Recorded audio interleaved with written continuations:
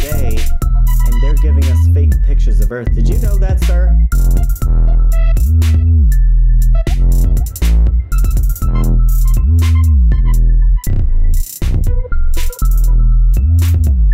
Who that knocking at the door?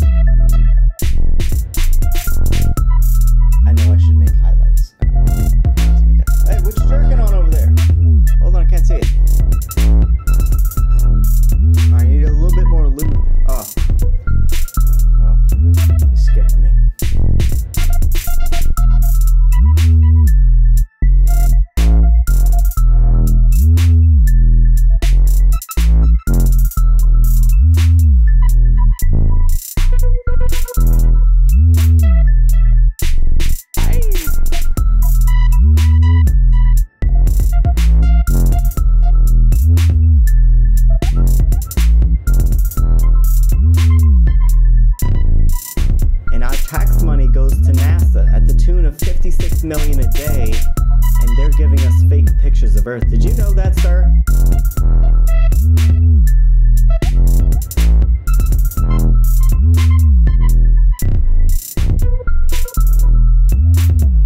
Who that knocking at the door?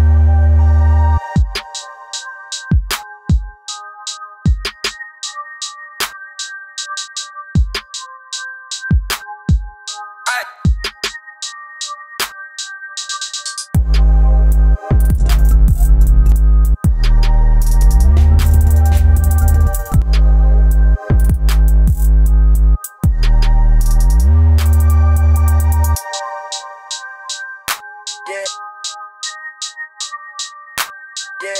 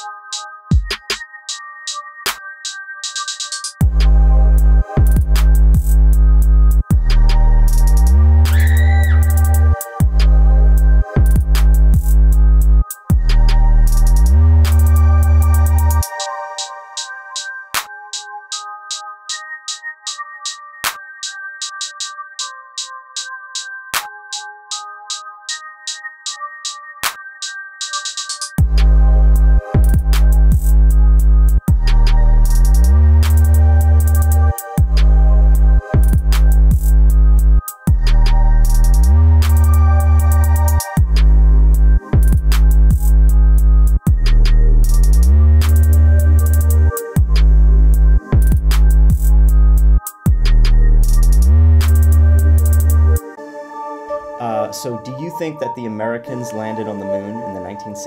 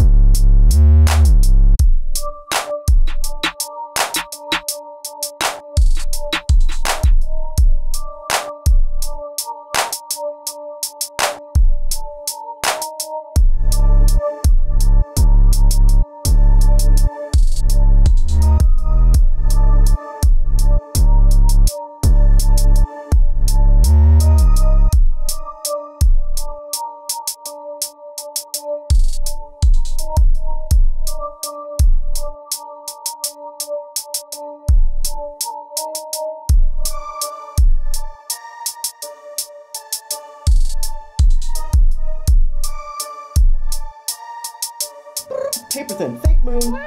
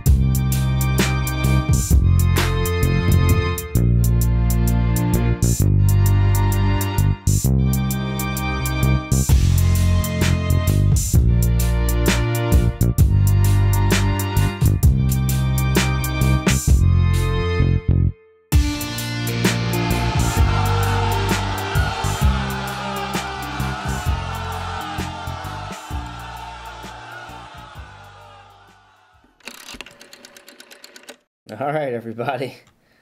How's it going? Welcome to another episode of the Flat Smackers and Horty Sheet Show live. We're gonna just do a call-in show, and yeah, I know. The last broadcast that I did just kind of went, but it's for good reason. So don't worry about that. I am gonna open the phone lines in just a few minutes, or maybe in just a minute.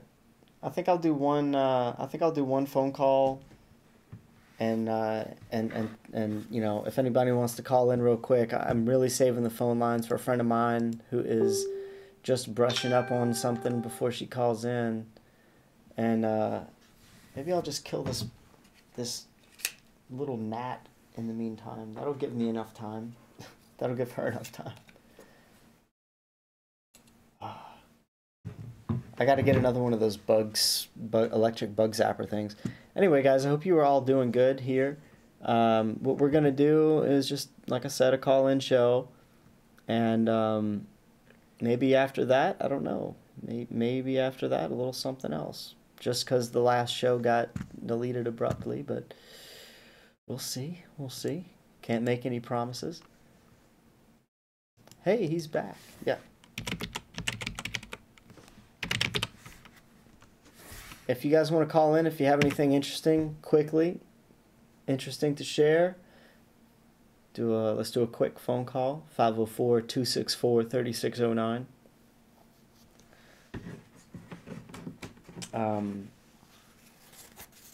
Joel, if you want to call in, now's a good time. Or Joshua, JM Truth. That's right, JM Truth. You should definitely give me a shot. Give me a ring if you're on here right now. Anybody want to call in, go ahead and give a ring. And then, and if you're ready, Krishna, go ahead and call. But we'll see.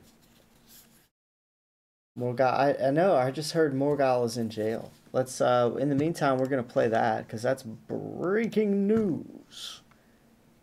Morgal is in jail.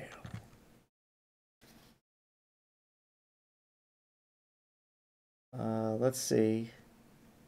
Let's see what happened. I have a bird cage sitting on the front of my house that's been there for almost 4 months since my husband left, and a couple of the wheels broke off, and it's so heavy that my son can't wheel it back into the house. It's for my Amazon parrot, and I don't even like asking for any help. I couldn't even ask like a neighbor, could you please help my son carry back my bird cage into the house? So for almost 4 months, that thing is set out in the elements, getting, you know, rained on, probably going to get rusty, more rust on it because it's still gotten rusty sitting inside of my screen glass sunroom, you know. So my parrot's been just hanging out, sitting on top of the other bird cages that I had in my sunroom. But I don't like asking for help. So for these people to come forward and say, you know, help us, it takes a lot of courage, guys. So sit there and judge and go, wow, you know, like, it's not easy to even ask for help. She's live. No, you know? This is live right now. It's very humbling. It was very humbling. Yeah, it was hard for me to come on here. But I love my husband so much. I had to do it for him because he really needs help. It's very embarrassing to him, guys. I want you to know that, because he's not that kind of person.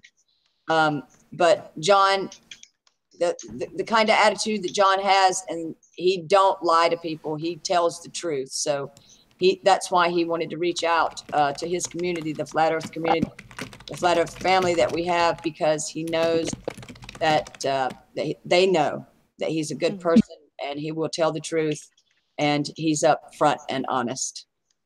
Yeah, and it looks doubly worse at the moment because of these two warrant things, isn't it? And one in another state. So at the moment in paperwork, it just doesn't look very good either. Yeah. You know, I mean, two things going on here. It's not just one at the moment. But the other two things right now have been taken care of. He has been bonded out on those.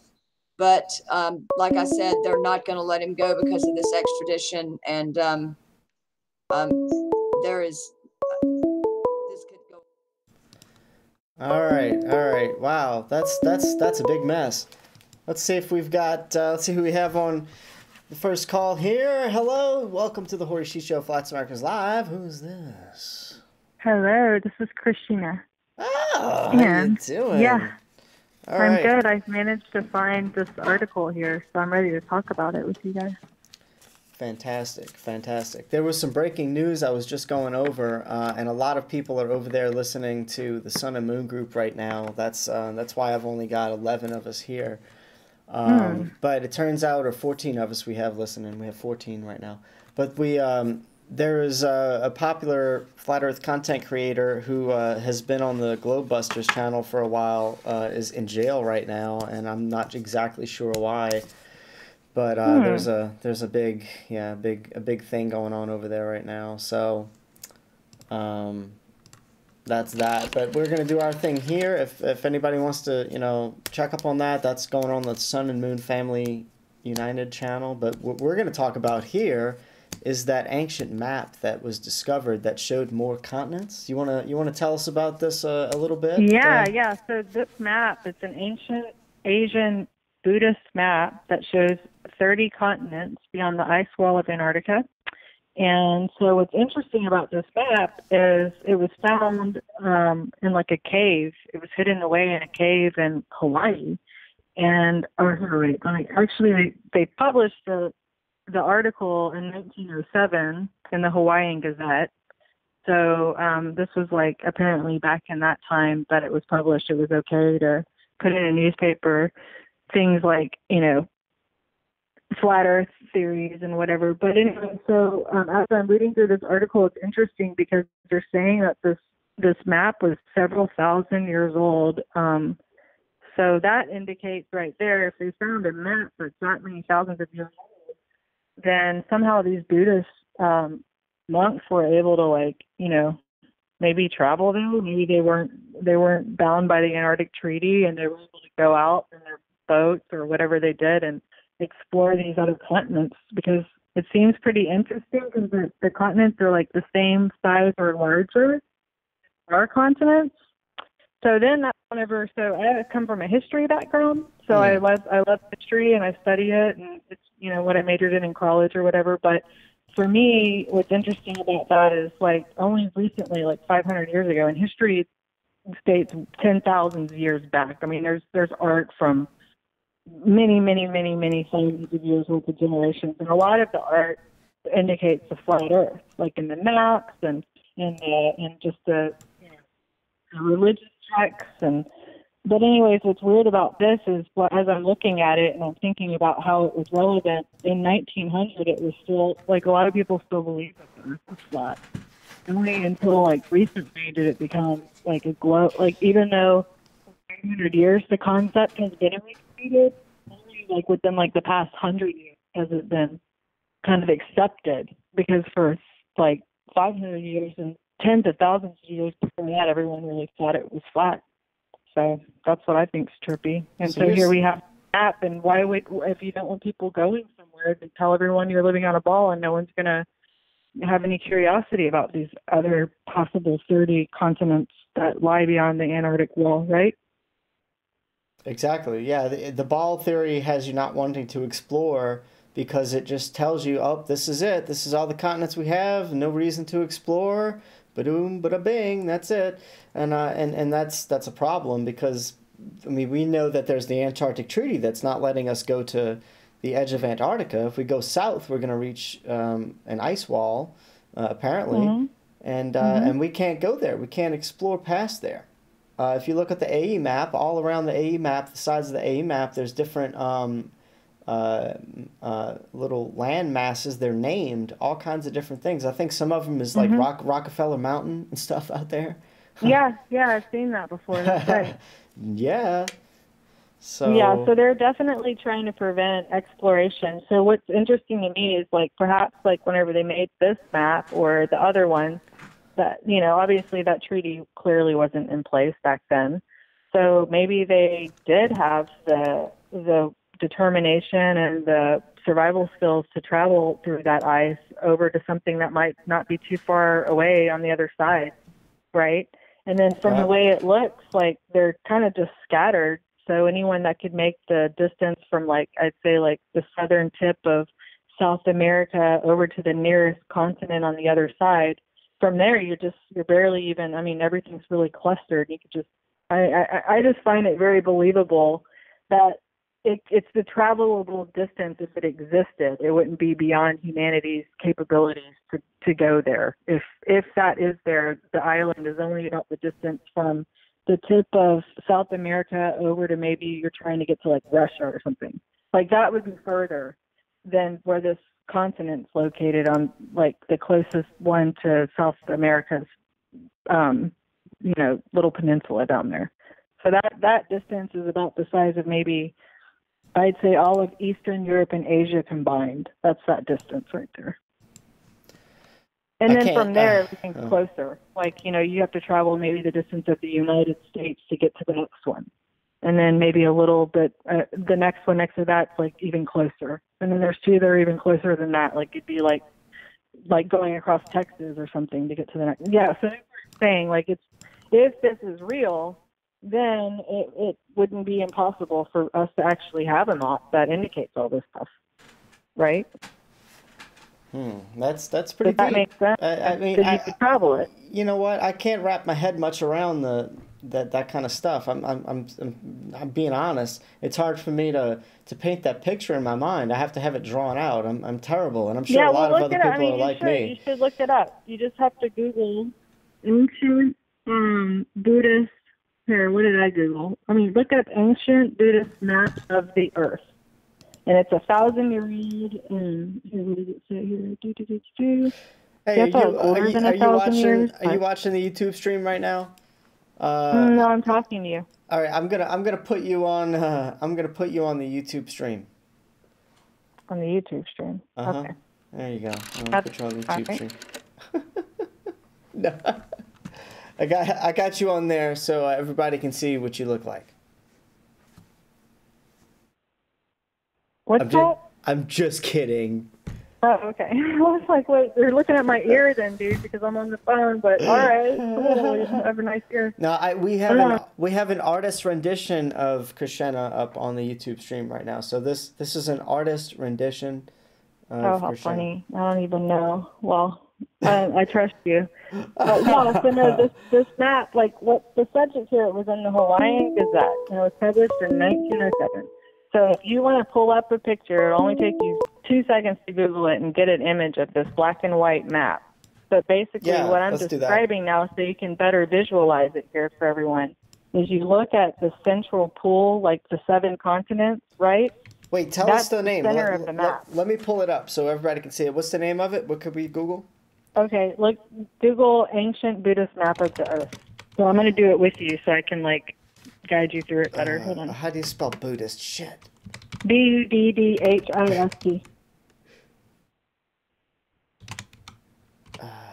Map of Earth. Buddhist map of the Earth. Yeah. There we go. I got it. There we go. All right. Okay. So then click on images. All right. Hold on. All right. If you go to like the third image over to the right of the top row in the middle or whatever, that's the picture that I'm talking about. All right. This is what she's talking about right here. Go ahead. Explain it to us. Now we're on board. All right. So now that you're looking at it and you have the center, so like you can see it's kind of like everything's tilted on its side, but the distance of the tip of South America, and now look at, like, if you go all the way up to like Alaska or like actually go all the way up to the United States, see that, like, it's very small. That distance is no further than the distance of any of these points between these other continents. So what I'm saying is we travel all the time from all over, from South America to Australia to wherever, we're all over this place. So this, once you get from South America to that closest little continent right there, which is very doable, everything else is just right there. Like if you can get from there to there, you can pretty much get anywhere. So that was my point. It's like I can see kind of like if we were allowed to actually explore, how would it be impossible? Like if this map was based on some truth, how would we ever know? We're not even allowed to look. They don't even want us to go. We're not allowed. Like, maybe that's why, because there's all this stuff out there they don't want us to know about or to travel to, right? Yeah, well, there could be there. You know, I've always thought that they might be hiding land, and that's not an isolated thought. A lot of people think that they're hiding some kind of land, and there's different ways that they could be doing that with the GPS systems and the way that they control plane flight. And even, you know, some people have been recorded. They're supposedly going somewhere in a plane flight, and the seat is telling them that they're going one direction, but their compass is actually telling them that they're going a different direction. So there's been a lot of trickery going on here, and it could all be playing into the fact that maybe they're hiding land. And this map was something that was made back how long ago? 1,000 years ago, at least. You know, and this isn't the only one. This is just one example of that. So that's kind of like why I'm saying, like, the mobility back in pre-1900s, like I'm talking like 1800s, 1600s, especially before the 1600s, they all believed that the earth was flat. Like that was common belief, and it was in alignment with the religious texts and everything. I mean, that was kind of like the way it had always been until, 500 years ago, when they decided to start selling the earth on the globe earth theory, which makes perfect sense if you're trying to keep people out of all of these masses of land, these possible continents around the earth. Well, what better way to do that than just tell everyone that there isn't such a thing? We're on a burrow. Like, it's actually brilliant, really, if you think about it. Like, that's the perfect way to have people not think that there's anything to explore. Right? Yeah, I really do feel like there's something to the fact that they're hiding land. I mean, I'm doing gut checks on all this, and that's what it tells me. They're hiding land. They're hiding the fact that there's land that we don't know about, whether it's some underground bases, tunnels, camps, there might even possibly be tunnels connecting these to those. How do you know? How do we know? We're not allowed to access it, but it would be. What I'm saying is, it'd be possible. Like, if you look at this map, this isn't within the scope of humanity's accomplishment at all. Like, it's a completely doable mission, right? No, well, yeah, it's but what prevents? So now they're like, you can't even all 13 continents, or what was it? The Antarctic Treaty. It's 13 something. They all decided to prevent regular commoners from exploring the Arctic. That's basically my understanding of the treaty, right? You'll get arrested, or possibly even I don't know, they might even kill you, maybe, I don't know. But you're not supposed to do it unless you're a scientist or something. What happened with Jarl Andhoy? With what? There's a guy named Jarl Andhoy that wasn't his crew. Didn't his crew go missing? See, that's what I'm saying. Like, you might just go missing, seriously. But then they may not even be missing. They may have discovered something and are like, wow, this is really amazing. And who knows? Maybe they're not missing at all. Their journey still continues, right? They may never return. Not because their life is in danger, but maybe because their exploration was a success and they found, sustainability wherever they ended up and wanted to continue the journey and the discovery. So. Wow. Wow. What if Jarl Andhoy's crew made it out there and said, and maybe they found an island and was like, wow, guys, there's an island. Let's go there and get some fruits or something. Maybe there's some trees, bananas, and maybe they found some people that were like, hey, we got plenty of food. Yo, check it out. Come on. Yeah.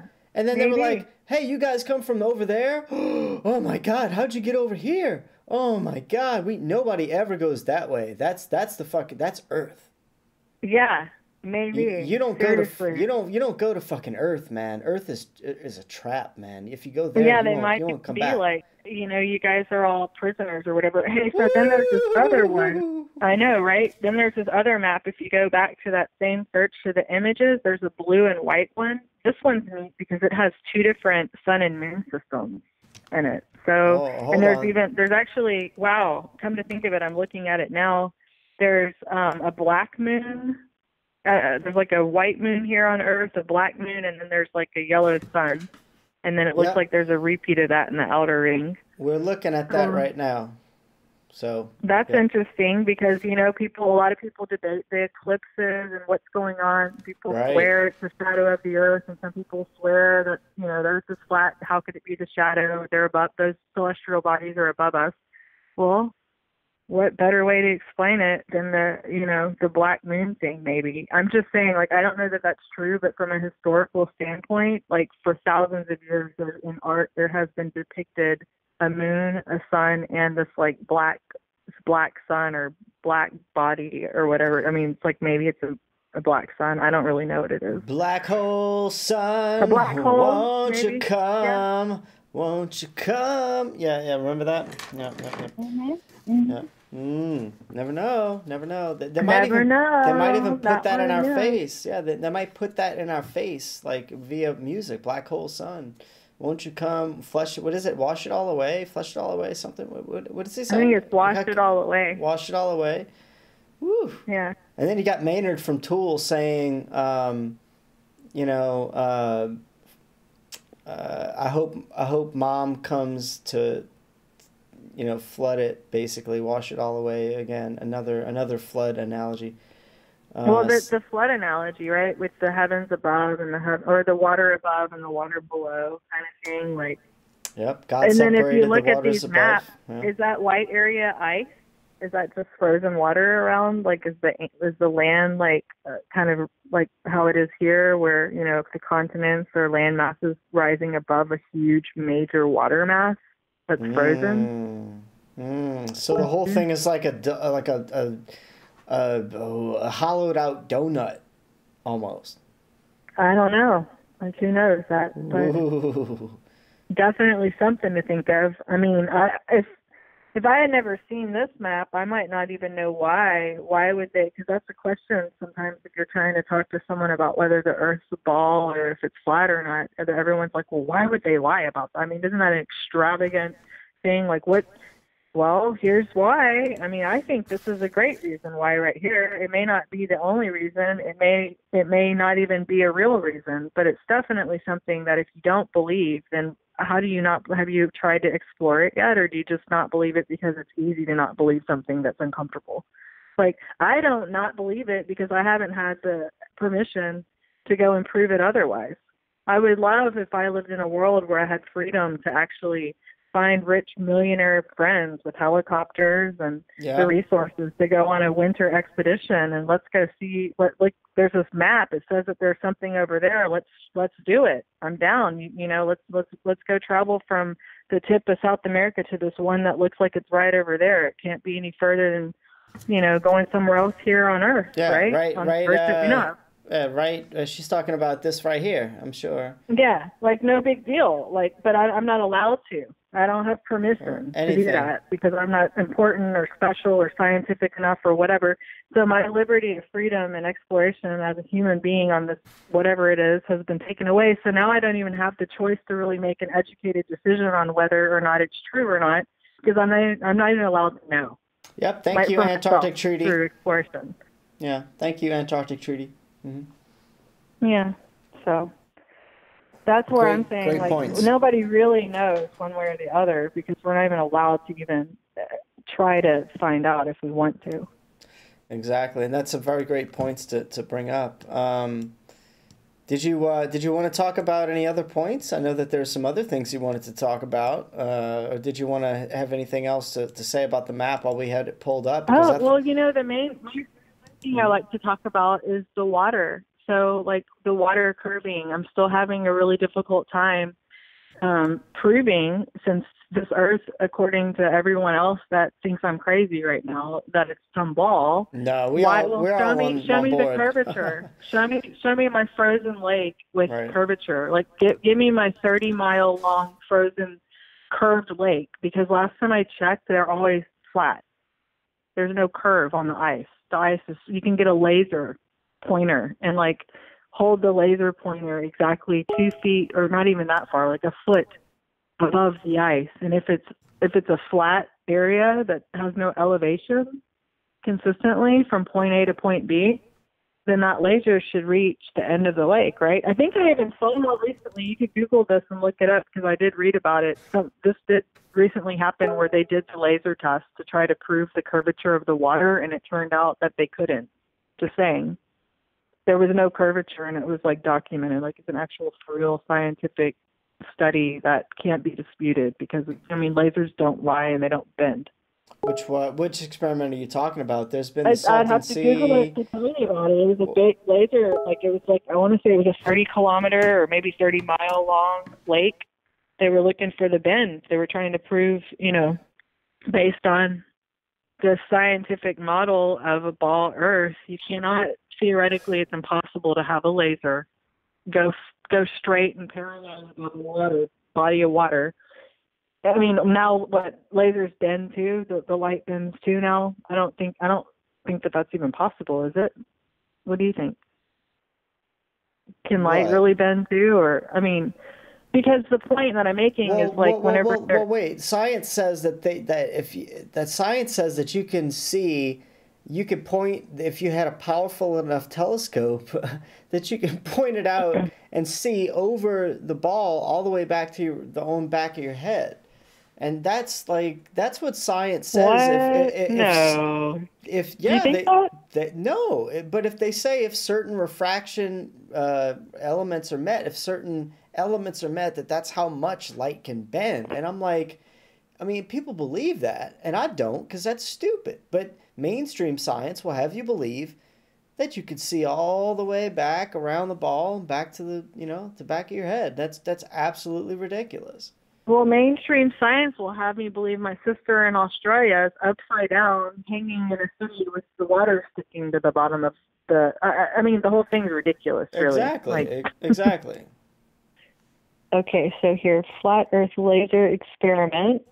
Okay, I'm Googling this to see if maybe I can find that very recent one that just came out. Here, longest laser experiment coming soon. Did they do it finally? Undeniable flat Earth proof. Well, anyway, yeah, I'll have to next time I'll call in and have some more of this. Oh, Lake Bolton. No, I already found it though. I found it. It's here.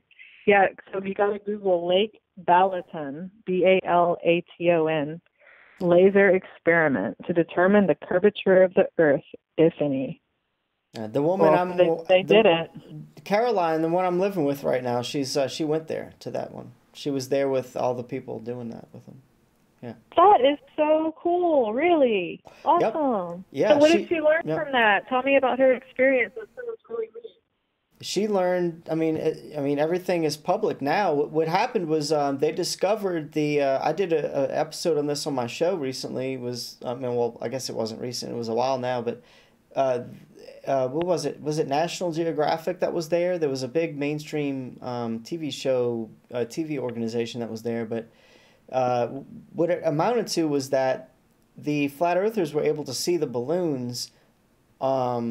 First, and we were trying to say that we could see them from ground level before they were launched, which totally eliminates the experiment. And then the whole thing was like, oh well, let's go ahead and launch them, and then now we can see them, and that's what was recorded. But the fact that whatever crew was there to try to debunk the flat Earth experiment, they were trying to just get the damn balloons located first of all.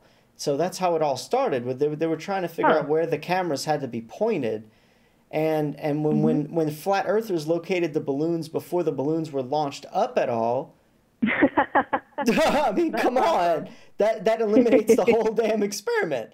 And so that's what happened. Well, I mean, that's because it's flat. Like you can't deny exactly.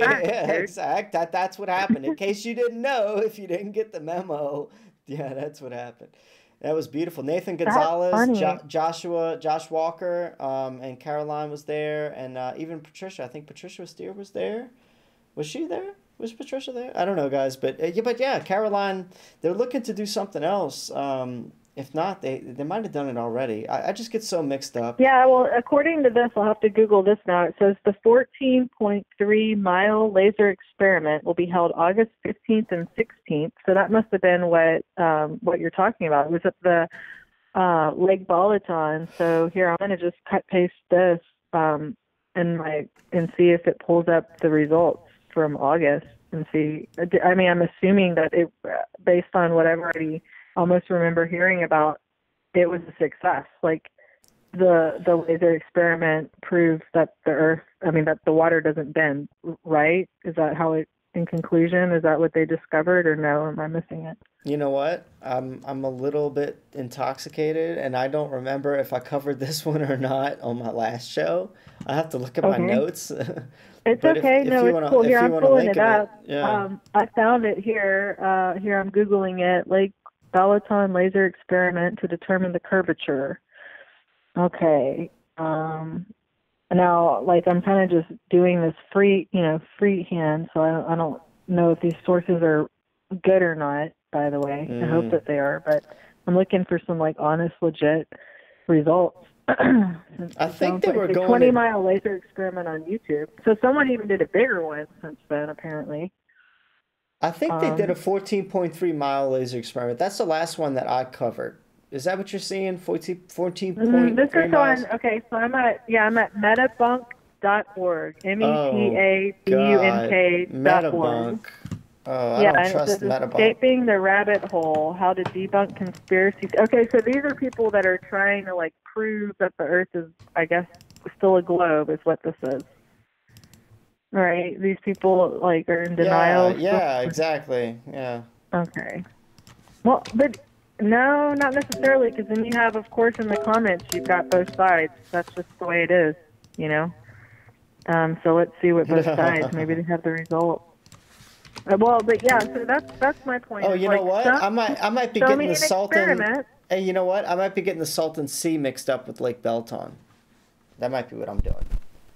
Oh, okay. Yeah. So anyway, with that being said. All right. So yeah, I'm skimming through here pretty quick, trying to see some. But I can basically, my point here is I have yet to hear of an experiment where they're able to find the curvature in the water. Like, so far, everything's coming up flat. Like, you know, the telescope, if you're looking for the, you know, boat that supposedly disappears over the edge of the horizon, but then yet, you know, you bust out your telescope and boom, it's right there again. So everyone that believed that it was curved over there was wrong, because they don't have eyes like a telescope. So it's not their fault. They just, you know, it was an optical illusion, really. So so far, that one, as far as I know, no one's been able to prove that through that way. Like, no one can see the curvature with the naked eye. That's impossible. Yeah. And then this experiment, since these are going out, you know, further than that, the laser experiments, as far as my understanding, they're all coming back flat too. Flat, like, yeah, they're all flat. Right. No one's found any curvature. I mean, people are trying to prove the curvature, so they're going out there thinking, "Hey, I'm going to show you. Like, this is going to make you quit talk," and they never do. Like, they always come back going, "Wow, our laser managed to, you know, go 16 miles this time, or 14 point whatever miles, and now there's a guy doing it 20 miles." And before you know it, it'll be like, who knows? Like, it depends on how powerful the lasers get, but that's a whole other thing. Like, I know the Navy has lasers that I want to say, but some of the Navy, here, let me look it up. Isn't there like 100-mile laser or something like that? Like gun for the Navy, 100-mile laser. I wouldn't doubt it. That there's well, so how do they do that? Like, how does that curve around? You know, exactly underneath. You know what I mean? Like 8 inches per mile squared. Yeah, there's that's ridiculous. That's ridiculous. But this is 40 miles, not 100. Okay, I got a little crazy. 40 miles. That's still oh no, this one says 100 miles. Actually, they have it. Oh yeah. Yeah. Well, so that's my point right now. Like, that's what I'm saying. Like, we need to, like, follow those stories. If you want to convince someone, then have them prove you wrong. Be like, oh, okay, well, if water bends around balls, then why don't we, you know, look at some experiments where laser tests were done above, like, salt beds or frozen lakes, or flat, you know, not even frozen lakes, just lakes that are level on both ends of the, you know, banks, point A, point B kind of style. And they've been doing that, like, so many which ways to Sunday on the internet. You can look at several examples of that, of like where, you know, it'd be impossible to see point A from point B if it was really a ball, is all I'm trying to say. So that's another big one that I think is very convincing and hard to refute. Yeah, what do you think about the sun mirror experiments? Mm-hmm. You haven't seen that? You haven't seen that yet? I did that. That was the latest thing on my last Flat Earth Digest episode 10. I was showing the experiment that Josh Walker and Nathan Gonzalez and them did with the mirror. They had a mirror down at sea level, and they were how long was that, guys? Tell me in the chat room, how long was that? Was that the 13-mile or something? 11 or 13-mile experiment where they had a mirror and they were reflecting the mirror's reflection from one end to the other end of wherever they were doing it. And it was really, yeah, it's like, you know, it's like the laser will diverge. The laser's beam will, you know, get bigger or smaller. It will get bigger. It will become to where you can't even really see it. But the mirror, because it'll eventually, that's right. It was 13.9 miles. I'm getting the chat right now. Thanks, Flat Earth Dude. And so what happened was, the mirror is going to be like a direct beam of reflection. So, I mean, it's different from a laser. It must be. And this is like kind of brand new, right on the cutting edge of things like the, whatchamacallit, the infrared stuff is right now, too. So we're doing infrared long distance viewing experiments, and we're doing this mirror experiments now. So, yeah. Wow. Yeah. See, that's what I mean. That's right. So with all these experiments, eventually, like at what point do people at least open their minds to entertaining the idea where, you know, their own curiosity alone will have them, you know, trying to figure out, like, prove it wrong. That's how my journey started. I was trying to prove it wrong, you know, like everyone else. Like, I'm like, no way, I can show you in one afternoon why the Earth's a sphere and we live on a ball. And yeah. Exactly. And then the more you research it, the more you're like, oh my gosh, I can't do that at all. No, that's what it turns into very quickly. You go in laughing at it, and all of a sudden you're like, I can't laugh at it anymore. Oh. Yeah, and that's when the fun starts. And, you know, it gets to be interesting and challenging.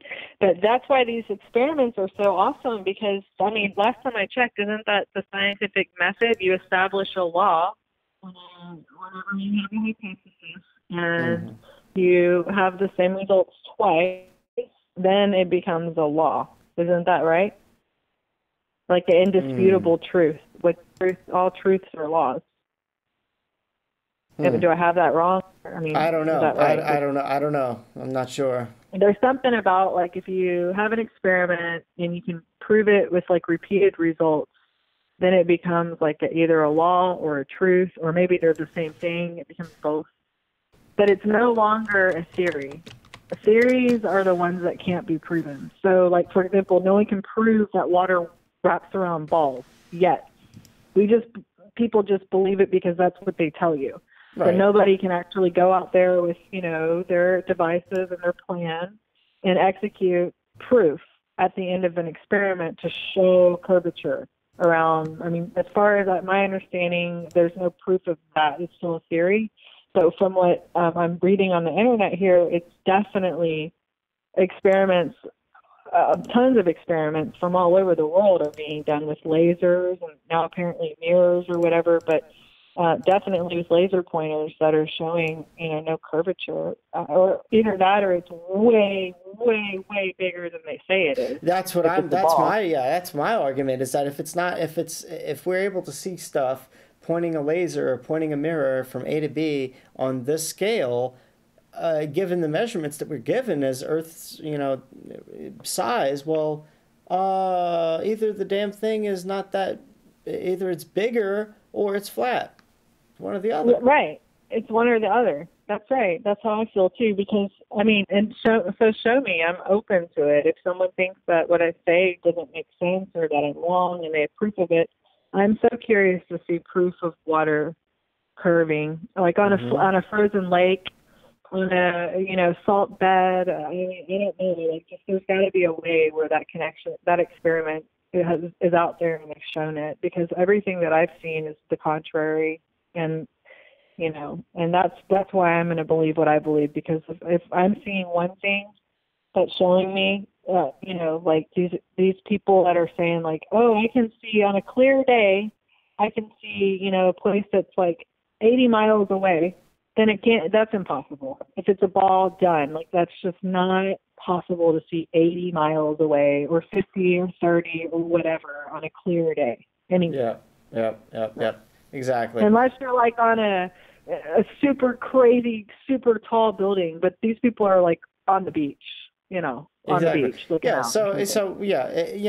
There's only so much there's only so long they can go with the excuse of, what Bill Nye said was, if Earth was flat, you could see as far as you wanted. And I'm like, no, that's not true. Like, perspective and atmospheric lensing and smog and all these atmospheric effects like rain and dust and who knows what else could get in the way. There's so many different factors that come at play when you're talking about seeing from point A to point B. And a lot of times the people that make these debunking videos saying, well, look, here's a telescope video. I'm looking at this building far away, and look, because I can't see the bottom, that's why the Earth is round. And it's like, no, idiot. It's because atmospheric lensing makes things bigger, which in essence distorts things to make it so that if it becomes bigger looking to you from where you are, it essentially cuts off the bottom of it. And that's where that's the disconnect a lot of people have. But you have to show them a really good video. Rob Skiba does a great job of this on his channel. I don't know if you look at Rob Skiba. Do you listen? Yeah, I've heard about it. Yeah. So, I mean, he gets into it. He also does videos on how you can see sunlight reflecting on the bottom of clouds during the sunset, which was a big hang up for me. Once I did enough research. Yeah, I did enough research into this. I was like, man, okay. I think I was like 6 months in. That might have been the last thing that really tipped me over towards flat, because I was like, okay, what about these orange-looking, purplish-looking clouds, and the sun is supposed to be setting? Is that the sun going over the ball and illuminating the under part of these clouds? Like, ooh. And then I saw Rob Skiba saying, no, that's the sun can actually. The sun's light can actually bend and appear as if it's coming from under these clouds due to the atmosphere or due to a lensing effect. And I was like, whoa! And I mean, to see it demonstrated so perfectly, it blows So while you're it blows your talking mind. about this, it's making me think about this other thing that, like, I have to talk about, where you're talking about light bending in atmosphere. So this was a really weird conversation I got into a while back with a really intelligent friend of mine. He's actually, ironically enough, he's a rocket scientist. Anyway, and he invented flying gyrocycles, these like flying motorcycle helicopter bike things. Really, really cool guy. Well, conversation we were having, ironically enough, was about, so basically he was saying, like, I'm talking about flat Earth with them or whatever. And so he was mentioning a really weird point that I'd never considered, which is the only way we can even see anything in the first place here, light or anything, is because of our atmosphere. So in science books, they tell us that there's a vacuum in space. Vacuum, to me, as an interpreter, that what they're telling me is that means that there's the lack of atmosphere. A vacuum would be like the opposite of atmosphere, like there's no atmosphere or something.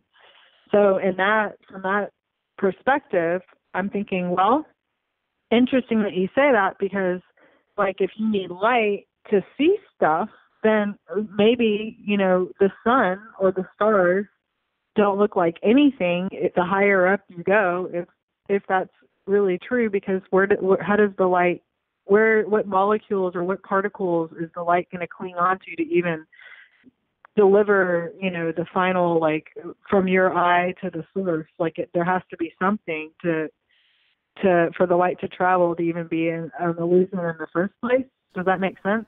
Then I was thinking about, well, in that case, if space is really a vacuum like they say it is, then everything should be black. But it's not. Like, we see all these stars and we see all this stuff up there.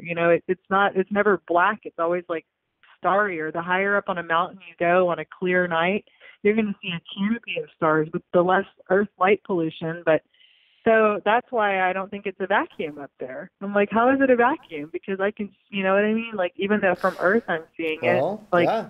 what if like from airplanes and then from even higher from an airplane, what if like a special rocket, like hot air balloon or something that can go super, super high, and they're still seeing stars and stuff. So at what point did they decide it was a vacuum anyways? Because how do you even know that if everything doesn't black out at some point and go black? Yeah, my stars just appeared back on the background right here. I don't know if anybody noticed that watching the live stream, but the thing is, like, some astronauts, half of them say that they can't see the stars. Half of them say it's a complete black velvet night sky. The other half say it's perfectly shiny like a diamond and stuff. But so what is that's it? interesting. That's what I'm curious. So what is it? What is it then? Yeah, all I know is if we send up a weather balloon, I don't quote me on this, but it could be 30-something thousand kilometers up. We finally see the stars disappear via our camera that was sent up on a weather balloon. So the camera goes up on it. Yeah, unless you put a yellow film over the camera, we can't see the stars unless you have a yellow film over it after 30-something thousand kilometers or feet or whatever it was. So that's interesting. But that doesn't mean that the stars don't exist. Yeah, by the way, no, it just simply means that without atmosphere, you can't appreciate the starlight in the first place. Exactly, and they say that the film that is put over the camera, which is some orangey yellowish film, that's supposed to mimic, guess what? Earth's atmosphere. Atmosphere, right? Exactly. Yeah, so those are all really cool things to think about, you know, like what mysteries to be pondered and hopefully solved a bunch of times, because if it's the truth and if it is a law, a scientific law, then these experiments will only grow and become more and more extravagant and, yeah, like eventually at some point something's got to give where people are like, okay, it's official. Water can't bend, guys. We can't have ball Earth anymore. The water, everyone knows that water doesn't bend. Like, we can't convince them anymore. And guess what? Guess what? Did you know Michael Tellinger did a video I just watched recently? NASA seems to be saying that Earth is comprised of mostly water. Space is comprised of mostly water now, and even stars have been seen to contain so much water that they are actually able to replenish our oceans here on Earth. That's how much water they have. Stars are supposed to be what? Suns, right? Stars are supposed to be distant suns. They're supposed to be, but they sure don't look like them. I mean, I've looked at some weird stuff through my camera lens and like just blowing them up, and like on the internet with those P900 cameras, people are live streaming like these stars that are supposed to be suns, and they are everything but sun looking. I mean, these things are amazing and beautiful and weird and just not sun-like at all, really. I don't know what that is still. It's something I can observe, but I'm not quite sure what it all means. Well, I'm certain not a sun. Michael Tellinger did a really, really good video. It was like 20-something minutes long, maybe 17 minutes long. I don't know. It was about how NASA has so many articles about space being comprised of a lot of water. And, oh my goodness, it really makes you think, what is space? What is real? I don't know. I probably should highlight that and highlight it on my show, because a lot of people haven't seen this. And NASA is putting it right out there, right in front of our faces. We just have to pay attention. Yeah, it's right there. I mean, and like I said, like that, think about it. They have, we've talked about this, not here, today, but the budget of NASA is so, just lucrative and ridiculous. Like, think about it. First of all, if you're trying to do some major space exploration, and it's like opposite world, from what I can tell, like all the truths are inverted. So maybe they're trying to say, hey guys, we're going to send everyone out to space, which is the opposite. You don't think of water, you think of like air or something, or no air or whatever, but it's not. Right.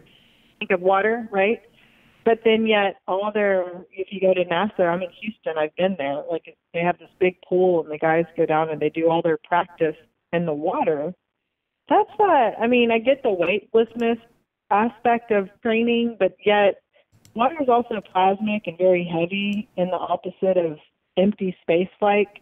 So I don't even feel like that would even be a fair training for someone to be in the heaviness of the water in a thick suit practicing something whenever the atmosphere that they're going to go, or the lack of atmosphere rather, that they're supposedly going to work in is super light and not watery or plasma-y at all, you know? Yeah, right. It just doesn't make sense. So maybe they know something. I mean, they're not telling us, but maybe they know it's all water, and that's why they're doing everything in swimming pools, you know? Maybe they know it. I don't know. I know that we've caught them with cables flashing above their heads. I just did a stream the other night with the cables flashing above their heads in their Apollo missions on the moon. So we've definitely caught them faking that. I don't know if we've ever been off this Earth. I know the videos of Mars are coming out looking really interesting. There's some people talking about. Yeah. There was like a snake found somewhere. I don't know if that's a fake thing or what, but you gotta really be careful. Yeah, but you gotta really be super careful, and you gotta look at this with a fine-tooth comb. All the stuff you hear about it. Oh my God. But yeah, I mean, when you look at the landscape, there's a meme of Mars, and the landscape behind the mountains behind whatever they're showing matches up to some landscape here on Earth. I mean, that's a problem. Yeah, I've seen that's that. a problem. They do that all the time. Yeah. So that's a real problem. And then also some of the common sense stuff about, well, look how dusty the Mars environment is, yet our pictures of Mars with the rover looks like somebody just went there with a frickin' baby wipe and baby wiped the Mars rover off before it took this wonderful picture of Mars. I'm like, well, where's all the dust on the rover? And then how do they get pictures of the rover taking pictures? Right. You know, like I know. Oh my God! Don't get me started. Who's that? Do they have a rover that's designed to follow the rover? Don't get me started. Don't get me started on that. How many rovers are up there? She's smart. Yeah. Exactly. Well, anyway, look. Hey, it's been an hour. I've drunk enough. I got to pee so bad, but other than that, I think it's a good time to end it. I do want to take another call after this, but Krishna, thank you so much. We'll definitely hope to have you on again because your insight into a lot of this has been cool. I love your ideas on the map, and I definitely know that you have more to talk about when it comes to the map and exactly why flat Earth is a thing or what flat Earth could be. I know some of us think that it's the AE map. Some of us think that it's an infinite plane. Some of us think we can fall off. Some of us think it's Pac-Man, whatever. But what if we're like I remember us talking just touch on it just before we go here is what if we're like sort of quarantined here, and would you say the inner or outer rings are more or so advanced, more or less advanced? Yeah.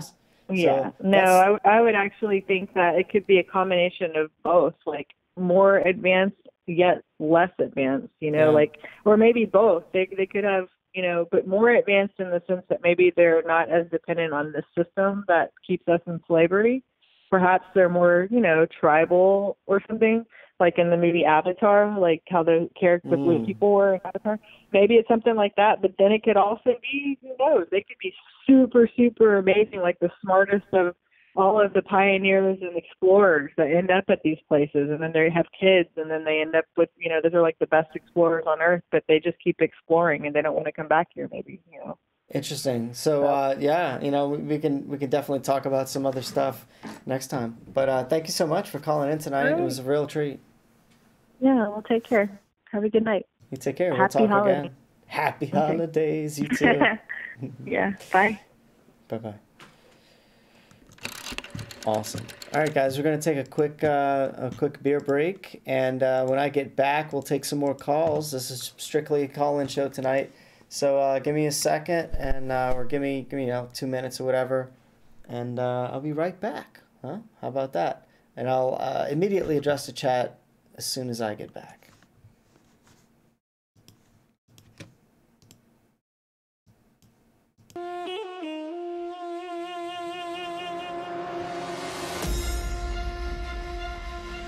These mortals have awakened the gods of old. We rise from our slumber to reveal our true power. Focus fire.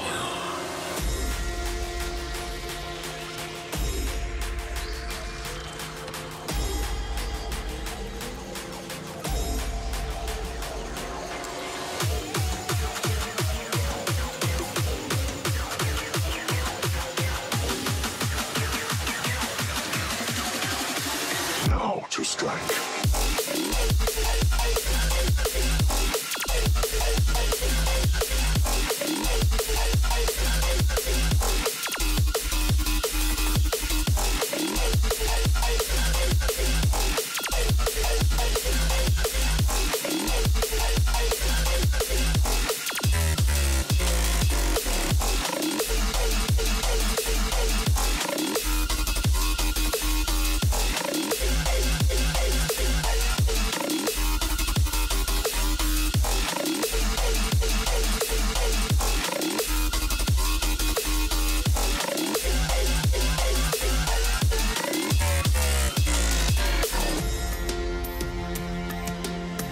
These mortals have awakened the gods of old.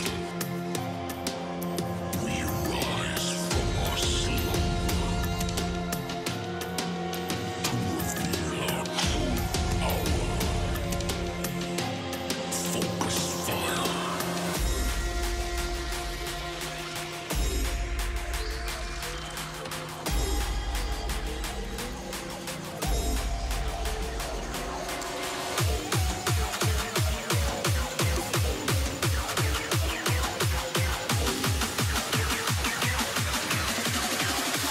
Now to strike.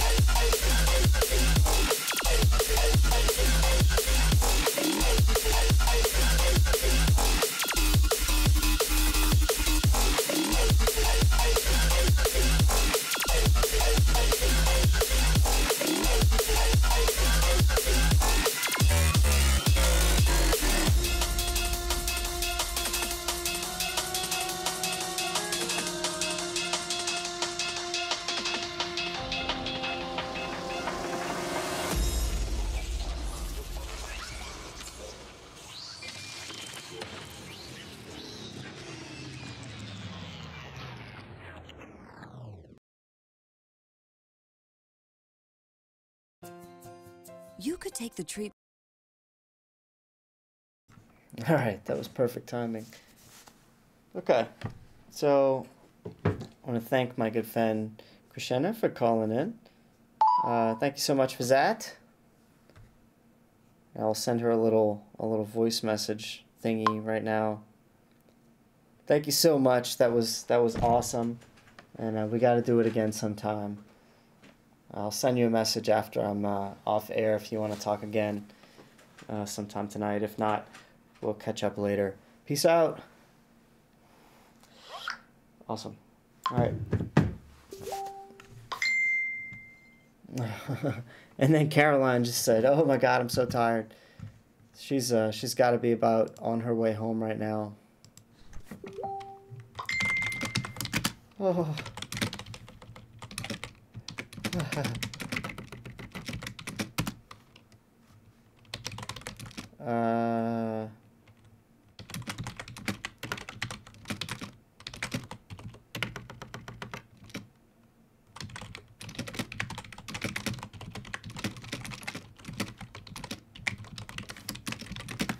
All right, I just put in a Taco Bell order. All right, here we go. Woo! Yeah, I wanna check up and see what's going on with John the Morgile. Something's happening there. He's in jail right now, so I'm gonna keep him in your prayers. If you want to call in, I'm gonna put the show number in 504-264-3609. Call in. JM Truth, that's you. If you want to give a ring-a-ding-ding.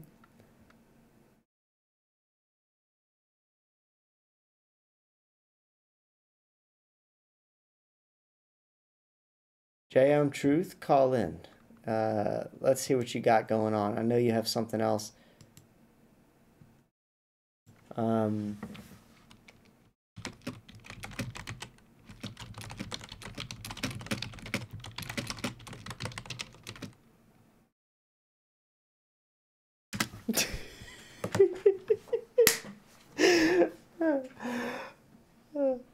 ahead and give me a ring. Give me a ring.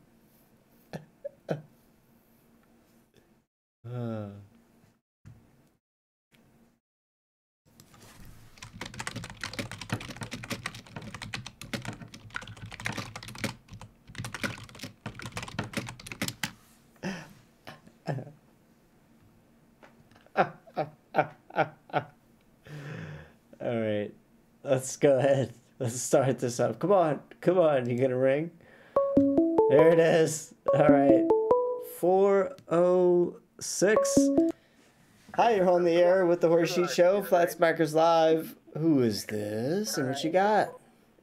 Hey, Rory, it's Joshua, JM Truth. There you go, man. How's it going? What you got for us? What have you been working on? Good, man.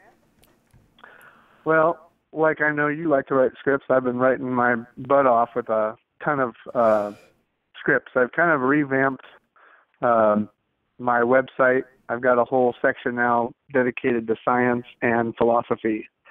So when you go to jmtruth.com, on the top bar there on the menu, it'll say science and philosophy. And so I've got a Science 100 class where I'm going to go through all the basics, and then a Science 200 class where I'm going to get into flat Earth cosmology and that kind of stuff. And I've broken it down based on physics and biochemistry. So I talk a little bit about the human body too and things and health. The philosophy end is going to be really big because I'm sort of seeing that philosophy, a lot of philosophy has no logic behind it, Ori. People just say whatever they want to because they want to. So without logic and ethics, philosophy is basically meaningless. You know what I'm saying? Yeah. So I heard the gal that we were just talking to. I'm surprised because of all of these scientific tests, a laser test would be a scientific test. I mean, the entire science community should have been blown away by it. But it's almost like they're ignoring it. I mean, the laser test should be all over the earth. It should be all over the news media. You know what I mean? So I'm baffled at the stupidity that I'm seeing at the moment. So. Well, I am too, and that's a problem. That's why I urge everybody, just in your own capacity, to start talking about flat Earth. Start talking to your friends. Start talking to your family. Whatever the hell you got to do, just get it out there.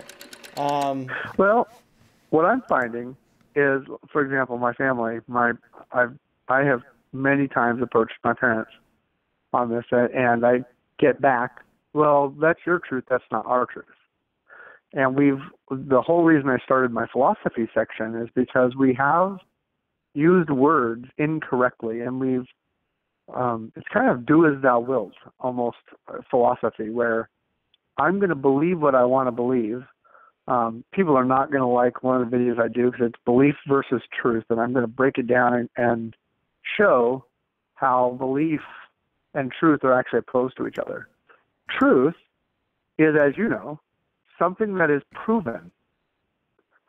If one of the things my parents will say sometimes, well, that's not your truth, that's our truth, not your truth, or vice versa. The problem with that statement is that means you can have multiple truths.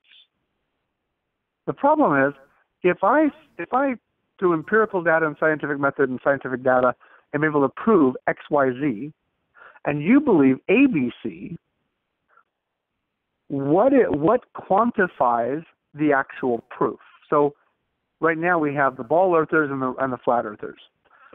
What I tried to tell my parents the other day is, if I can go out and shoot a laser across a 5-mile lake and establish that water doesn't curve, 2, that it's flat, then that should be considered empirical data. Now, one of my parents has a doctorate's degree, so she even outdoes me as far as education. But she is willing to accept that as long as it doesn't change her paradigm. Right, right. So there's a psychological issue here going on as well. So until we're able to, and my friend Rick actually said it best, I think, when he said, unless you're able to actually sit down and question yourself and say, are you willing to at least question what you believe or what you believe to be true? If you can't even do that, there can be no establishment of truth, because you're not willing to accept that you can actually go out and prove things. You know what I'm saying? Yeah, of course.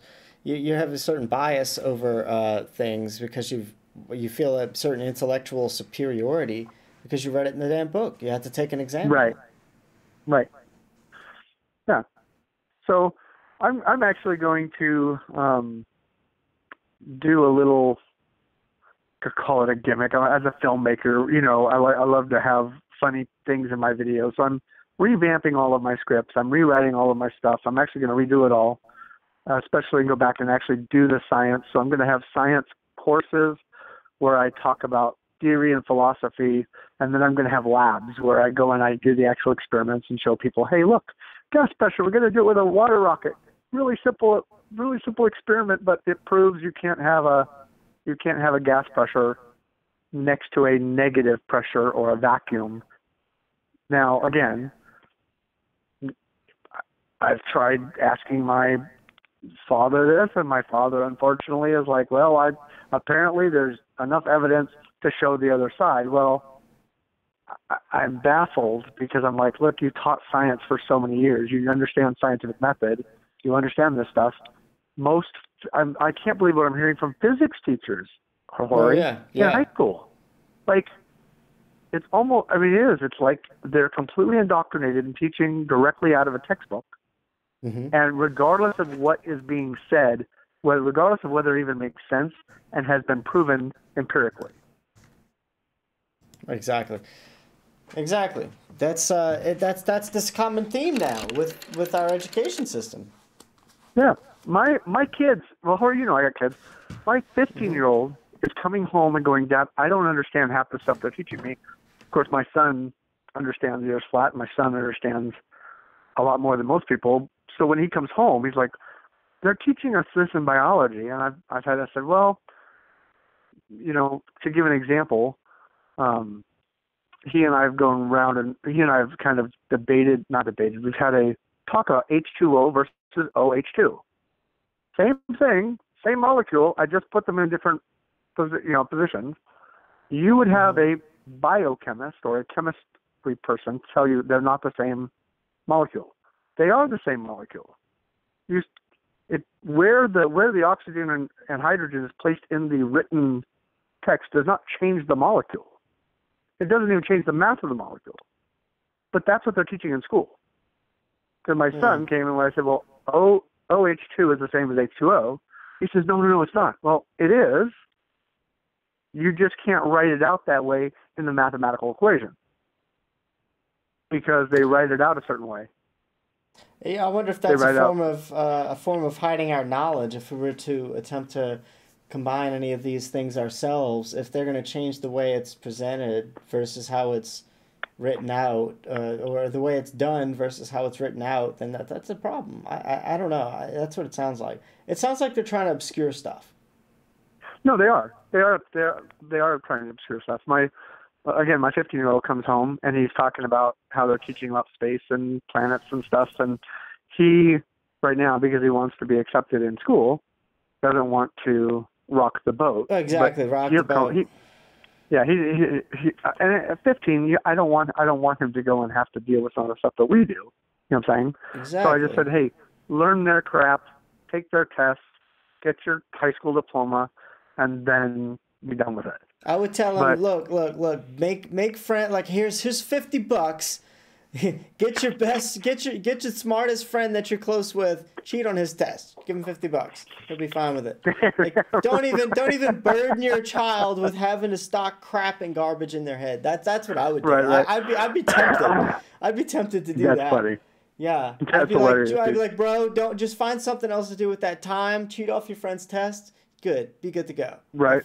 Have fun. Well, yeah, like oh man, there's so much wrong with this whole society. We have a friend of ours that's staying with us, named Rick, and we've had many discussions about different topics. But one of the things, like, even I had a long talk with my parents yesterday, trying to get my dad to say, hey, look, if I brought you empirical data, would you be willing to change your thought process? And basically the answer was no. I was baffled. I mean, totally boggled. I'm like, have you even gone to look at my page where I talk about gravity and show electromagnetism versus their Newton's mathematical equation, which apparently came out after Newton was dead or long after that. They hijacked the electromagnetic mathematical equation and assigned it to gravity, which is not, gravity is not electromagnetism, not same force. So on my page, I show that on the gravity page under the research topics. And my dad's like, well, yeah, I did. I looked at it, but I didn't. I just, I don't agree. Well, okay, but why don't you agree? Because again, I'm baffled because, again, my father has a master's degree. He and I are at the same level. We understand empirical data. We understand research. We understand the scientific method. But again, he's not willing to change his paradigm. And in the defense of my parents, because they were both teachers and I loved them dearly, and they were very good teachers, I would openly put out to any teacher, in this whole paradigm of flat Earth, round Earth, I think teachers need to be given some grace, because in the education system, they don't know any better. They're given a book and said, you have to teach out of this doctrine. Exactly. And so that's what they teach. And so the teachers are not actually the ones that we need to be blaming. We need to be blaming the people that put that curriculum together. So the only way to change this is going to be to change it from within, and that's, as we've talked about before, going to take a huge to-do about it. But like I just wanted to say, I'm super excited about the new science and philosophy video series that I'm doing, and I've got an outfit for the philosophy series. I bought a philosopher's coat. Yeah. And so I'm going to be doing kind of a. I see you in your coat here. We got you. Look, we're all looking at you on your webpage. Let's talk science and philosophy, and there you are in your coat. Yeah, that's my old science coat. I bought a new one, the Dr. James Howey coat, so it's the one with closed collar. You know what I mean? And then my philosopher's coat actually is completely different. It looks like an old Victorian coat. And the reason I chose the Victorian era is, have you ever looked into some of this new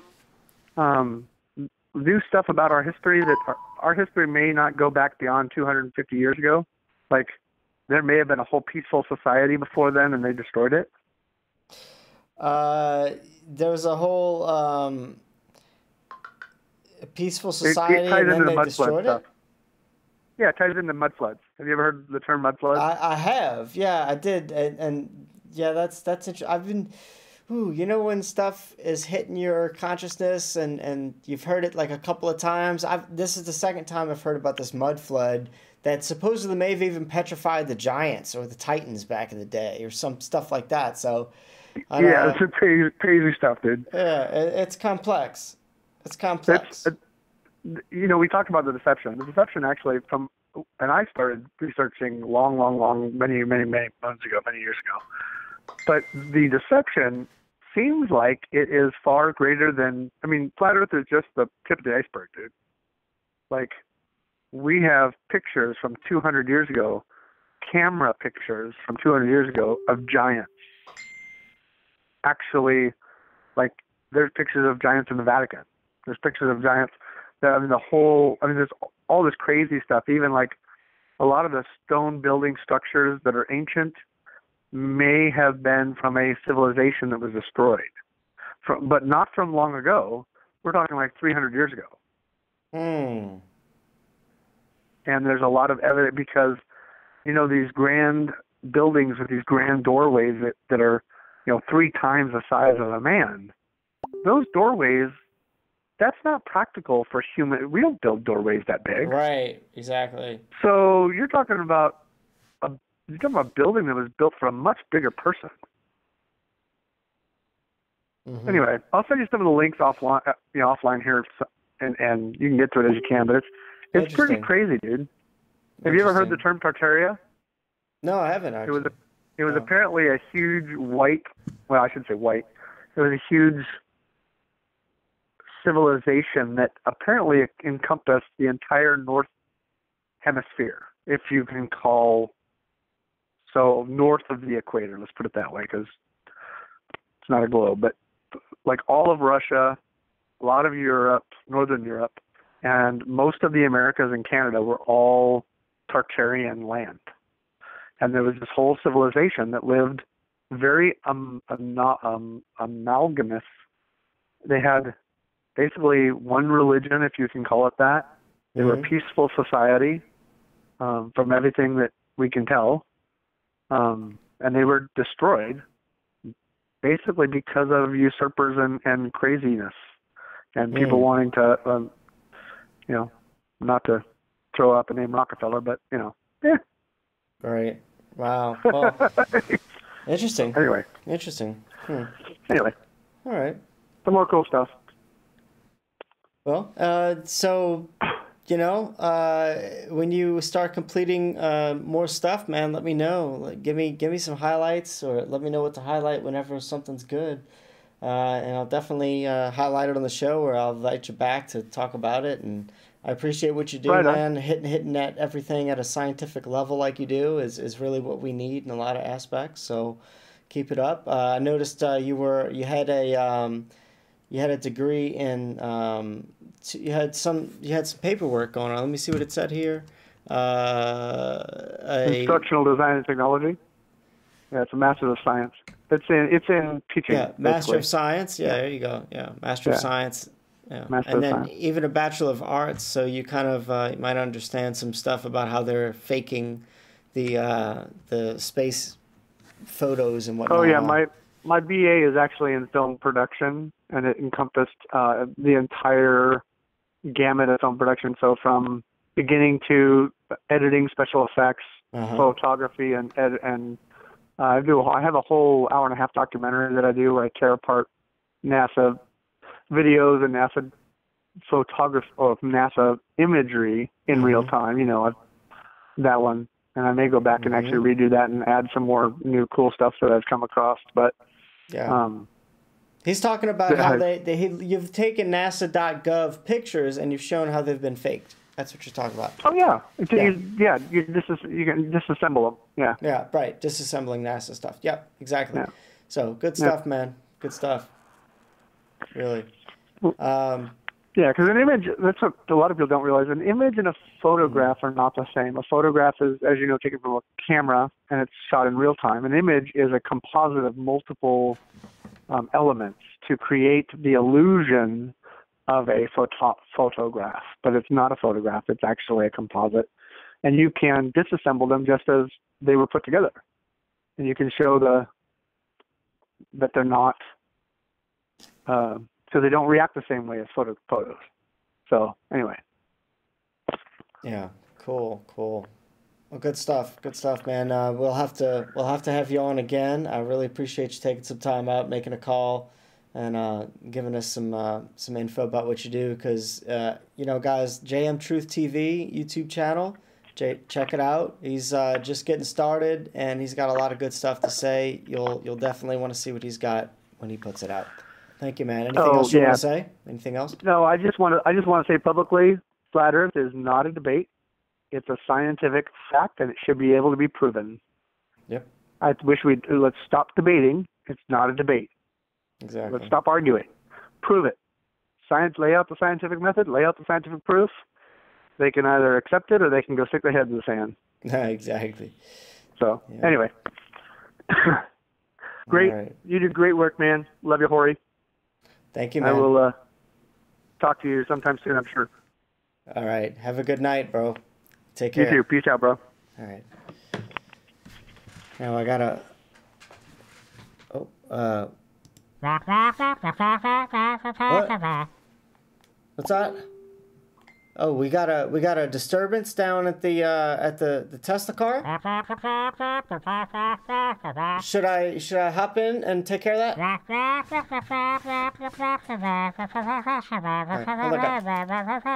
All right, hold on. Oh, that was too late. Sorry, guys. We just missed it. We just missed it. Maybe we'll catch it next time. I'll get better at that. I just saw the Starman Trooper was coming by, and the minigun was about to come up and blast him away, but I couldn't get there fast enough to actually do it. But I thought I had more time. Sorry. In the next Spaceman background, we'll have some fun stuff. But that was cool. That was JM Truth TV, guys. Check it out.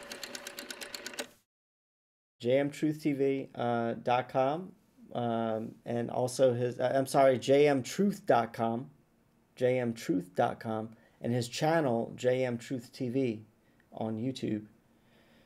So check it out.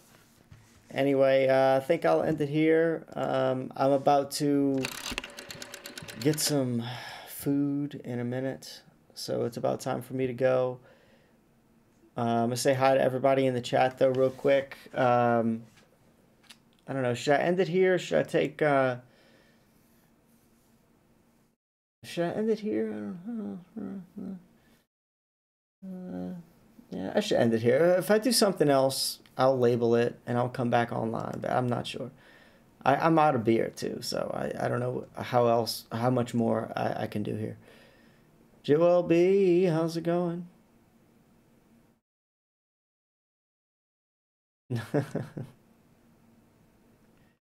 I'm just reading the chat. Take another call. Hi, Hori, nice hat. Is that some sarcastic remark? It's just a little gray hoodie.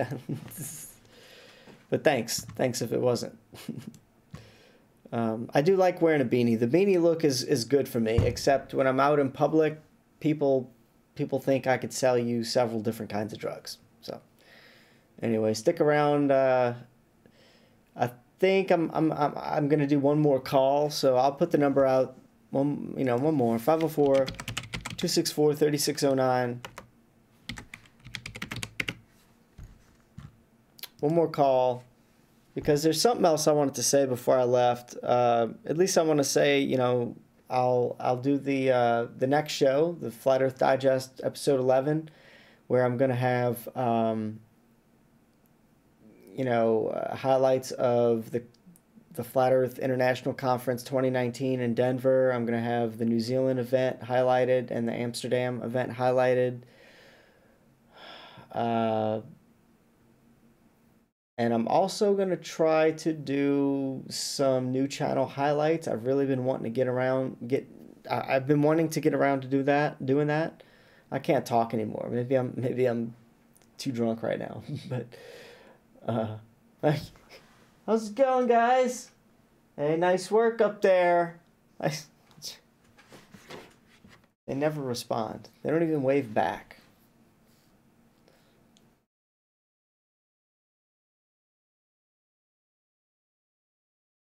Joel, I need to get your soaps in here and show them off. But you guys should check out handmadewithlove.online. That's Joelle's lovely soaps. She sent me several things, and I got the smaller package. I didn't get the bigger package. I guess they couldn't put it in the mailbox, but it's upsetting. I'm gonna have to call the post office and ask them if they have it. I still have to do that. Stay on, Hori, says Joel. All right, we got somebody calling in. There we go. Yeah. All right. Save the day. I was about to get off. Unknown caller. Oh, this will be fun. I'm listening to you. Hello? Hello. Why do you sound so creepy? Because I'm halfway to the moon. You fucking molester, go kill your...